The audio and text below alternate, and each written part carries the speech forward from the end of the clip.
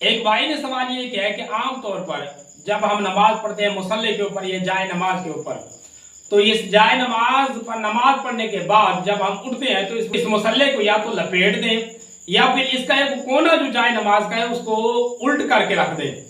और इसके बारे में नजरियात क्या है? ये नजरियात है, ये वाहमी नजरियात और ख्याली नजरियात है कि शैतान आकर इस मुसल्ले के ऊपर नमाज पढ़ लेता है, या इसी तरीके से ये ख्याल भी पाया जाता है कि जिन्नात आकर इस मुसल्ले के ऊपर बैठते हैं। तो मेरा भाई ऐसी कोई बात नहीं है, ये खाम का एक पुरानी और फजूल बातें हैं जो इस तरह की जाती हैं। शैतान को अगर मुसल्ले के ऊपर नमाज पढ़नी होती तो वो फिर शैतान मरदूद क्यों होता? वो सजदा ना करने की वजह से, नमाज ना पढ़ने की वजह से तो मरदूद हुआ है। और वो तो इंसानों को नमाज नहीं पढ़ने देता, चाहे कि वो खुद नमाजें पढ़े मुसल्ले के ऊपर, तो ऐसी कोई बात नहीं। बाकी रहा मसला जिन्नात का, तो कभी भी नेक जगहों पर और इबादत की जगहों पर जिन्नात आकर हमला नहीं करते होते, ना जिन्नात का असर इस जगहों पर होता है।